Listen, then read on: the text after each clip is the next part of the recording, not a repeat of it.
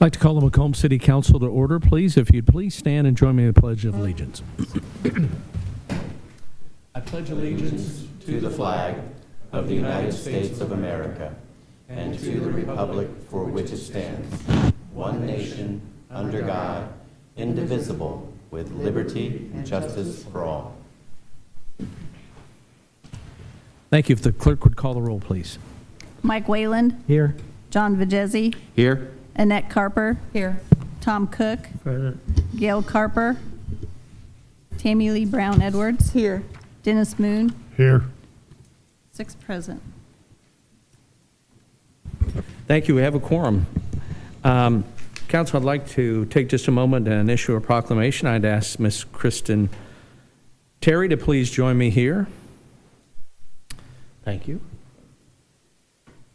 Whereas September is known around the United States as National Suicide Prevention Awareness Month and is intended to help promote awareness surrounding each of the suicide prevention resources available to us in our community. The simple goal is to learn how to help those around us and how to talk about suicide without increasing the risk of harm.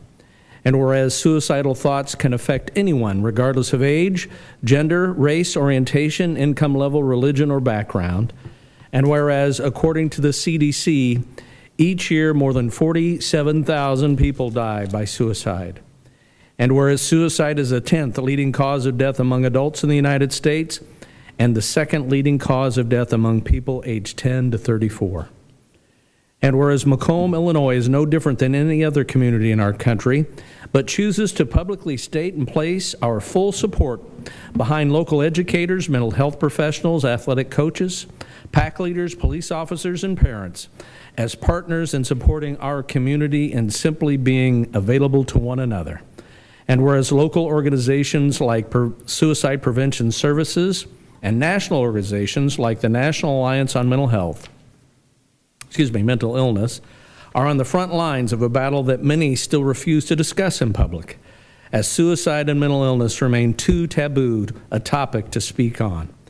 And whereas every member of our community should understand that throughout life's struggles, we all need the occasional reminder that we're all silently fighting our own battles.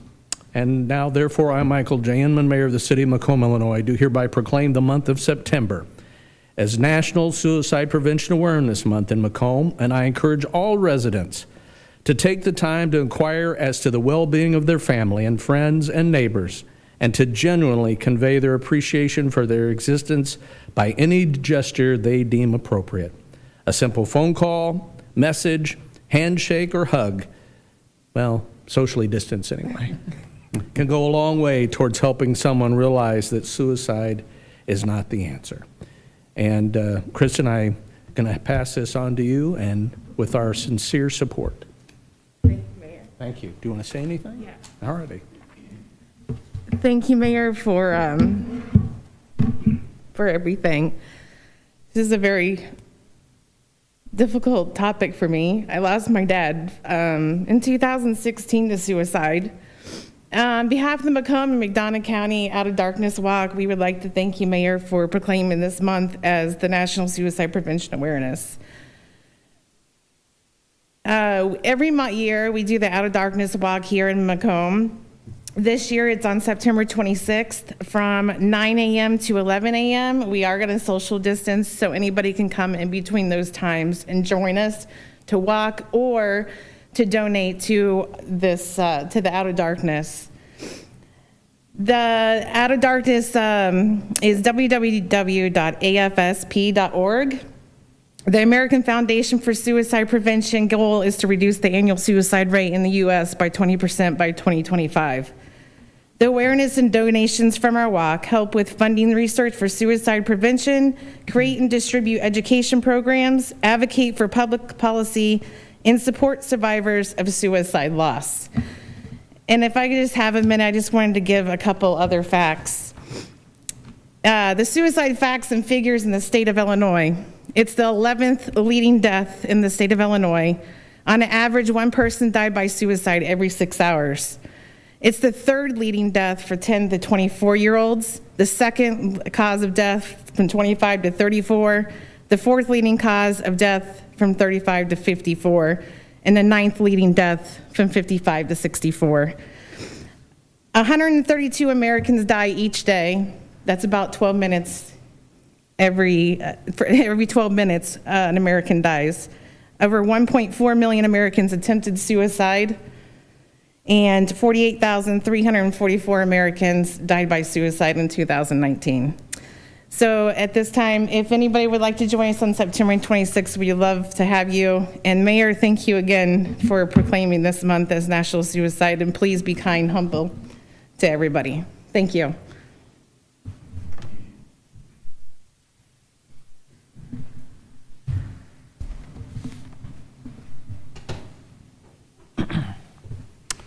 Thank you, Kristen. If the council is before you, the consent agenda and his motion is in order. Move to adopt as published. Second. It's been moved and seconded to adopt the consent agenda as published. Any discussion? Hearing none, roll call, please.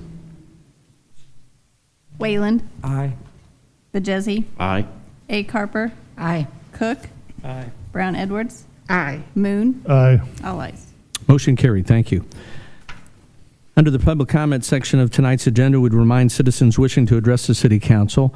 They'll be limited to 3 minutes, and we ask that they be brief and concise in making their remarks. Does anyone wish to speak to the council under the public comment section of tonight's agenda? And we have no written public comment either? No, we do not. All right, thank you very much. Hearing none, we'll move on to unfinished business. Item number 1. A consideration of a resolution to declare the honorary naming of East Adams Street, Dr. C.T. Vivian Way. And this would be from Edward Street to Pearl Street. The resolution was discussed at the Committee of the Whole on the 24th of August. I'd ask the city attorney to read the resolution to the record, please. Thank you. The resolution does indicate that Dr. C.T. Vivian attended local elementary schools, graduating from Macomb High School, also attended Western Illinois University, and received an honorary doctorate from Western in 1986. He passed away July 17th of this year at his home in Atlanta, Georgia. The resolution proposes to honorarily name East Adams Street to Dr. C.T. Vivian Way from Edward Street to Pearl Street. And that stretch of Adams Street does include the former homestead. Thank you. Would entertain a motion to adopt the resolution. Make a motion to declare the honoring naming of East Adams Street to Dr. C.T. Vivian Way from Edwards to Pearl Street. Second. It's been moved and seconded to approve the resolution. Any discussion? Alderman Carper. Yes, if you could refresh my memory, do we have another street area that is also named after Dr. Vivian? We do. What is that? I forget. Could you? It is portions of Lafayette Street from near Adams to the downtown square area. And then there's partial naming on Murray Street in front of the campus Union. Okay, all right. Thank So you. this would be tying those 3 essential historic places together. His homestead, the downtown, and the campus. Okay, great. Thank you. You're welcome. Any other questions or comments? Hearing none, roll call, please. Vajezi, Aye. A. Carper, Aye. Cook, Aye. Brown Edwards, Aye. Moon, Aye. Wayland, Aye. all ayes. Motion carried. Thank you. And for the council's information, that'll be part of the ceremony that is being planned for the 26th of this month at that location at his homestead site. Item number 2, consideration to approve the social media policies for the city of Macomb. The policies were discussed at the Committee of the Whole on the 24th, and we'd entertain a motion to adopt those policies. I'll make a motion to approve the social media policies for the city of Macomb. Second. It's moved and seconded. We have Mr. Coker here to go over them if you have any questions or would like a brief reminder of what they... Scott, could you go over them briefly? Sure. Thank you, Mr. Mayor. There are actually 2 different policies we're referring to this evening. One is for internal employee policy on how the employees that deal with our social media accounts, what they're to do, and then also while we can't directly regulate every employee's social media accounts, we can give some recommendations. So that's the internal policy. And then also the second policy is an outward-facing policy for our social media accounts and how the interactions with the public go. These were discussed at the Personnel Committee meeting on August 12th with the recommendation from that committee to move forward with these. Thank you. Any discussion here? Okay. I'm sorry, did we have a motion? Yes, we do. Thank you. Got off on a moment, I'm sorry. Hearing no further discussion, roll call, please. A. Carper. Aye. Cook. Aye. Brown Edwards. Aye. Moon. Aye. Wayland. Aye. Bajesi. Aye. All ayes. Motion carried, thank you. Thank you, Scott. There is no other unfinished business. New business, item number 1. We would ask for your indulgence, and the Transit Director has indicated that there are still some questions here that she would like to have this removed from the agenda. So without any objection, we'll hold in abeyance item number 1 until a future council meeting. Move on to item number 2, consideration to approve the design and bidding in engineering services contract with Imag in the amount of $7,900 for sanitary sewer lining. Alice, could you come up and go over your memorandum, or excuse me, Josh's memorandum, please? Well, thank you. Every year, it's my understanding that we hire Imag to compile the videos that our crew puts together over the course of the year and uses to identify which sections of sewer need to be lined this year as part of the lining project.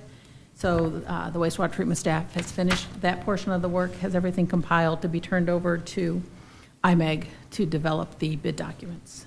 And their cost for that is $7,900. Thank you. We entertain a motion to approve that engineering agreement. Move to approve the design and bidding engineering services contracted with IMEG. Second. It's been moved and seconded to approve the engineering agreement. Any discussion? Alderman Carper. Yes, Alice, I'm just curious. It says in your memo that the wastewater department has $100,000 in the budget. I was just curious how much of that has been expended. I guess it's early in the fiscal year. Well, it's specifically for sewer line rehabilitation, Oh, so okay. none has been expended. Perfect. Thank you. Alrighty, anyone else? Alrighty, hearing none. Roll call, please. Cook. Aye. Brown Edwards. Aye. Moon. Aye. Wayland. Aye. Bajesi. Aye. A. Carper. Aye. All ayes. Motion carried. Thank you. Item number 3, Alice, is yours as well. Consideration to award the bid for the East Grant microsurfacing to AC Pavement Striping in the amount of $120,827.06. There's a memorandum in your packet. Alice, could you go over that for us, please? As part of our 2020 MFT roadway rehabilitation project, we have put out to bid the microsurfacing of Grant Street from Candy Lane to almost to Johnson, just to where the concrete starts at the Johnson intersection. We got the bids on August 26th, and AC Pavement, who has done work in Macomb before, was the low responsible bidder. All righty. We'd entertain a motion to approve the contract to AC Pavement. Alderman Moon. I move to award the contract to AC Pavement Striping for the amount of $128,827.06 for the Second. micro. Excuse me. Second. And Alderman Jesse seconds. Any discussion? Kind of wonder where the 6 cents comes from, but. All righty. Hearing none, roll call, please. Brown Edwards. Aye. Moon. Aye. Wayland. Aye. Bajesi. Aye. A. Carper. Aye. Cook. Aye. All ayes. Motion carried. Thank you. Item number 4, consideration to award the bid for the East Grant Street curb ramp upgrades and safe routes to school sidewalk project to Lavadier Construction in the amount of $138,560. There's a memorandum in the packet from Alice. You want to go ahead and go over that too? Certainly. Thank you. This also goes in conjunction with our roadway project as well as the Safe Routes to School project. It's dual purpose. Part of it is completing the sidewalk on Grant Street to MacArthur and then up MacArthur to Kelly to complete that safe routes to school work. The second part is we need to upgrade the ADA ramps along Grant Street because they are not in compliance with ADA code. We need to do that in conjunction with the microsurfacing. So you'll notice that the low bid is not being recommended for award because they did not have their IDOT pre-qualification certification in order. It had expired at the end of July, and they had not renewed it, and that was a requirement of the bid, and he admitted he must have missed it, and it's not something he can get quickly. So that is not something that we choose to waive. You know, we do sometimes have the ability to waive requirements of the bids. This is not something that we felt we should waive, and so therefore we are recommending that the contract go to Lavadier. Thank you, Alice. Any questions for Alice? Alderman Moon. I thought we were going to bid normal Pierce streets with the sidewalk ramps that had to be brought into compliance on those streets. That would be a separate, we had to do grants separately because we wanted to get it going so we could get the project completed. Dudley, Pierce, and Normal is a much larger undertaking, and at the Public Works Committee, I believe we talked about different ways of maybe getting that done using in-house labor. So that Okay. design contract actually has not been awarded yet. Well, I understand, but this has got to be done, so I Right. thought, I was under the impression we were going to do them at the same time. Oh, my apologies. Any other questions? We entertain a motion to award the bid. Excuse me. I move to award the bids. Second. It's moved and seconded to award the East Grant Street curb bid to Lavadiers in the amount of $138,560. Any other discussion tonight? Hearing none, roll call, please. Moon, Aye. Wayland, Aye. Bajesi, Aye. A. Carper, Aye. Cook, Aye. Brown Edwards, Aye. all ayes. Motion carried. Thank you. Thank you, Alice. Item number 5, consideration to authorize the soliciting for requests for proposals for software for the Public Works Community Development Office and the Business Office. There's a memorandum in your packet from the City Administrator. Scott, could you go over that for us, please? Sure, thank you, Mayor. So what we're proposing is that we are going to solicit bids, proposals for software, as the mayor mentioned, for Public Works, Community Development, and the Business Office. Public Works would be work order management and asset management. Community Development would be code enforcement. Any permit applications would be planned to be done in the software. And then utility billing would what the business office would be using. So we've talked about this for quite a while, and we had this budgeted in our budget for this year. But recently I learned that this could be partially funded through the CARES Act, reimbursed through the CARES Act. And the reason for that is part of the modules that we're going to be looking to purchase with this is to allow our customers and citizens to have remote access to input a work order request to Public Works, remote access to request a permit for community development, and then also maybe to look at their utility bill and their account online for the business office. So that's why we're wanting to move this forward pretty quickly and go out for bids. Okay, thank you, Scott.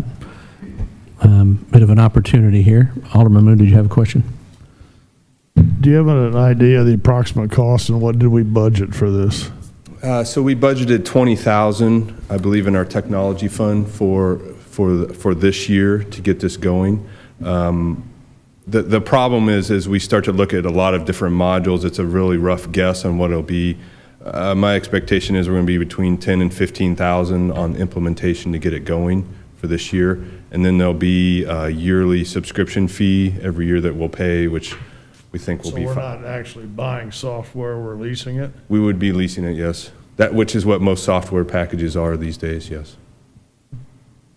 Now, as long as I've been sitting here, they've needed an upgrade in the business office and their software. Yes. Is this addressing any of those concerns? So there's two main systems in the business office, the utility billing, which is for the meter reading and obviously for meter and sewer bills, and then their financial software.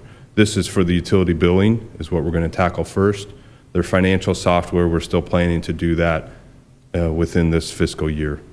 So this will be taking care of one of the issues. And these aren't integrated. They are not directly at this point, and there's little integration that's needed between the financial software and utility billing. Once, every time there's a meter read, there'd be integration there, but for the most part, it's not a lot of direct interaction. So the three systems that I've talked about, the three departments, it's important to me that they're all integrated. So the plan is they're all GIS based. So the same location where you may repair a sidewalk or a pothole or something, you may also have a utility bill and you also may have a code enforcement deal. So it all ties into GIS in the systems that we're looking at right now. So those three would all be integrated very closely. The financial system would have uploads and downloads for when you do utility billing, but other than that, it's not as critical. And this approximately, I know it's ballpark, and I'm not going to hold you to it. You say approximately $20,000 a year lease? We think a little less on the lease. The implementation is up to 20 grand, and then we think 10 to 15 on the yearly charges to get the software going, keep the software going. Sounds pretty cheap. In the past, years ago, we were talking 60 grand just for the business office software. Well, that may have been the financial software. The financial software is a larger package, yes, absolutely. Okay, anyone else? Alderman Carper. But so to get this initial part here implemented, that would be the first part of the plan, did you say? Yes, that would be the three departments that I mentioned here. So Okay. Public Works, Community Development, and the business office with their utility billing. Okay, and so you're trying to kind of fast track this a little bit so you can get some of that CARES fund? Yes. So you're Yes. anticipating CARES fund will take care of 50% of it, or Well, do you have any idea, Scott? The way I understand it, the CARES Act can pay 100% of what we expend this year, so it'd be the implementation. Then our yearly subscription in the coming years, the city would be responsible for that. So my point would be that if the CARES Act would take care of the majority, if not all of this, then that would leave us $20,000 for other Correct. implementations. Correct. Okay. Or a budget savings this year with all that's happened with the pandemic. Okay. However you want to look at it, yes. Yeah. Okay, thank you. All right, good, thank you. Anyone else? All right, we entertain a motion to go ahead with the RFPs. Make a motion to authorize soliciting the request for proposal for software for the Public Works, Community Development Office, and Business Office. Second. Moved and seconded to solicit the RFP. Any discussion? Hearing none, roll call, please.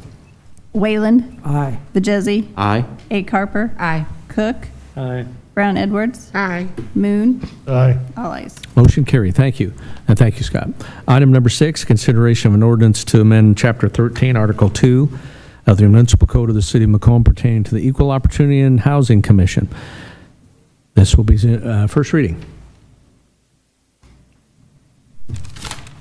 Thank you. I did include a memorandum in your packet explaining a lot of the changes, but this originated with the Equal Opportunity Fair Housing Commission, and these changes are meant to bring our code in line with a resolution that will be presented at the meeting on September 21st that updates a version that I believe was last amended in 1984. So the ordinance does amend portions of Chapter 13, Article 3.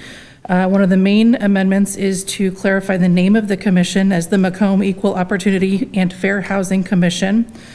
Throughout, you will see some changes to definitions concerning the protected classes. Those are meant to bring the code in line with current statutory provisions. So many times throughout these amendments, you're going to see that listing of race, color, religion, sex, national origin, and ancestry, age, order of protection status, marital status, physical or mental disability, military status, sexual orientation, pregnancy, or unfavorable discharge from military service.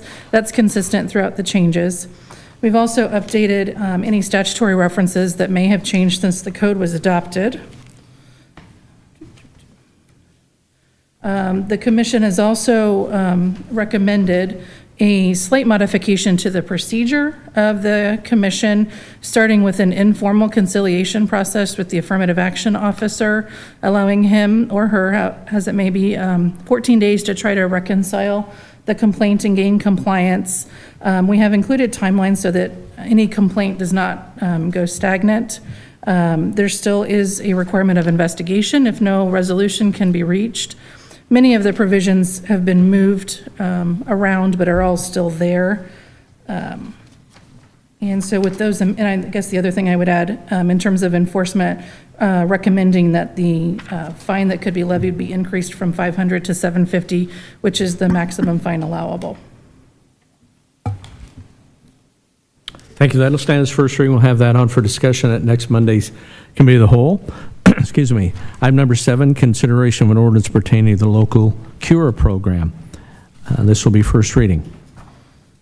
Thank you. This ordinance is required to allow the city of Macomb to take part in the local CURE program to attempt to obtain that funding, and that will fund some of the software.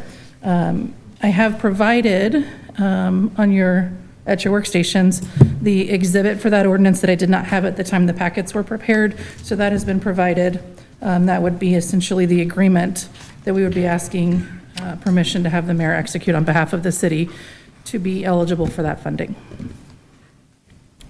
Okay, that'll stand for first reading, and just for clarification, CURE stands for Coronavirus Urgent Remediation Emergency Support Program.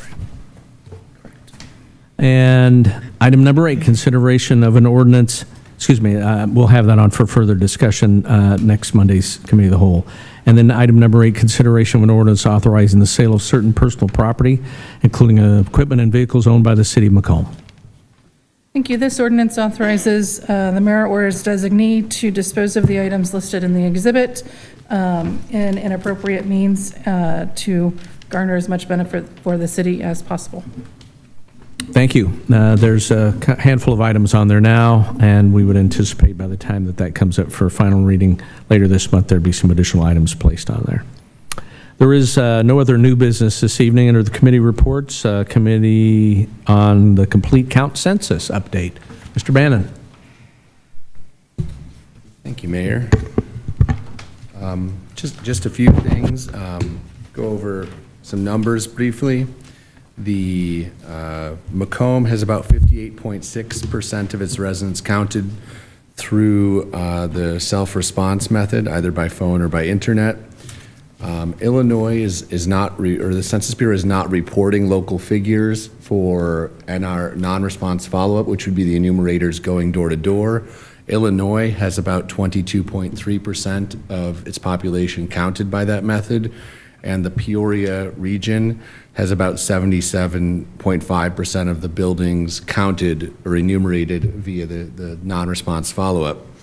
So Macomb does probably have around 80% of its residents counted by both methods, which obviously leaves some room between 80 and 100. So we would encourage anyone who has not filled out the census, either by phone or by internet or through an enumerator via door-to-door method, to fill out the census. Whether you're here all 12 months a year or 8 months a year, it certainly helps.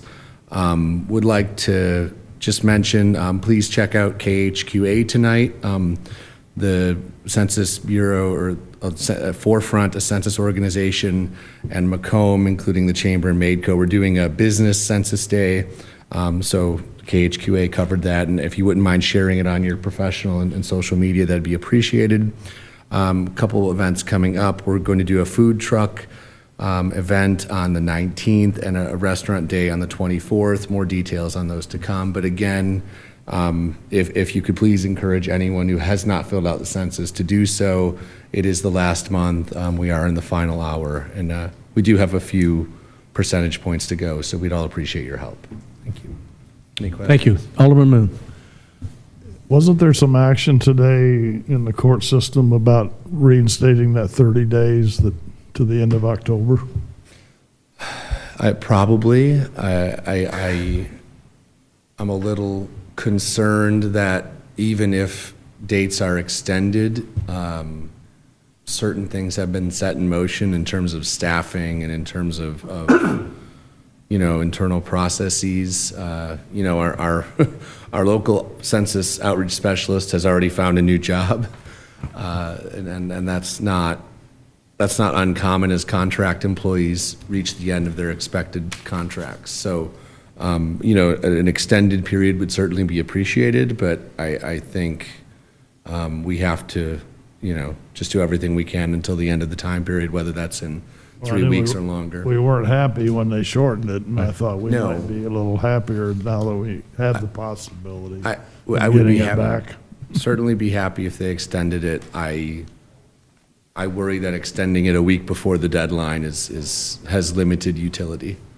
Government.